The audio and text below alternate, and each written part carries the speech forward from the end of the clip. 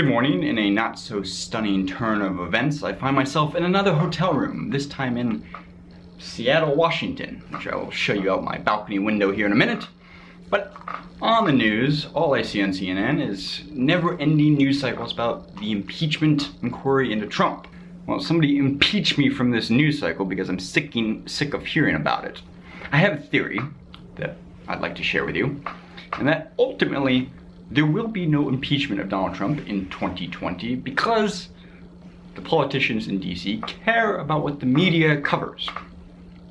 You see, I have a little training in how the media thinks, partly because I am from the media, but there is a kind of unspoken truth that as much as we like to believe, let's say CNN is for you and I, arguably its true demographic is for the politicians in Washington, D.C. Those are the ones that are really paying attention to CNN. The congressional staffers, the lobbyists, the horse traders of American politics. These are the people that are really watching the minute-to-minute cable news. And in doing so, they care a great deal about what cable news covers.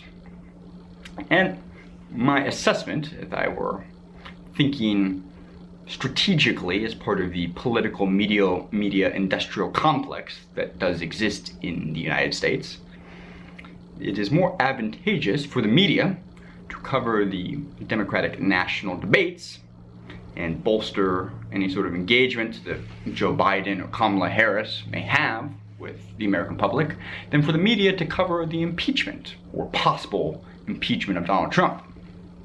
Now, why would this be? Well, partly because of any of the Democratic national candidates that I've had the opportunity to meet in the last couple of years, they all seem, whether right or wrong, to have a firm belief that they can beat Donald Trump in 2020. Now, whether this is true or not, I don't really care. The fact remains, they believe this is true.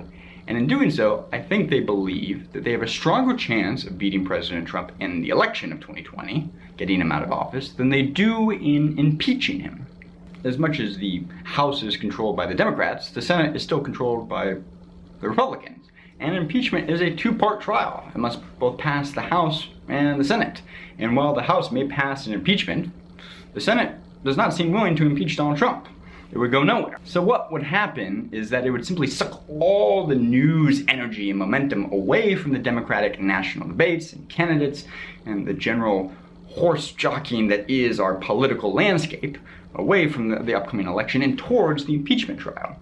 And if I was Nancy Pelosi or some sort of Democratic strategist, I would place my bets on that it is better to have the media focusing on the upcoming election, because that is where the Democrats could possibly win, than have the media focusing on the impeachment. Because if CNN and Fox News are just covering the actual impeachment trial day in and day out, your in and out news coverage for the American public would be about what is this senator thinking about voting, what is this Congress member now thinking about voting, and long, in the far distance would be any sort of coverage about the upcoming election. You never hear about it.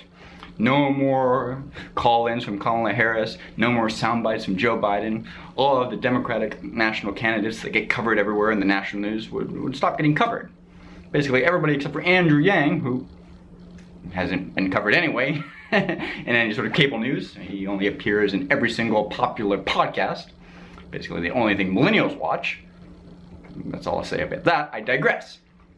My point being, if I may be cogent for a moment, is that ultimately the media in some ways decides how Congress and the American government will act, because the American government, particularly the House, is looking at the media, and they are viewing the media as an asset, as a tool. Would we rather have the media covering the election or covering the impeachment?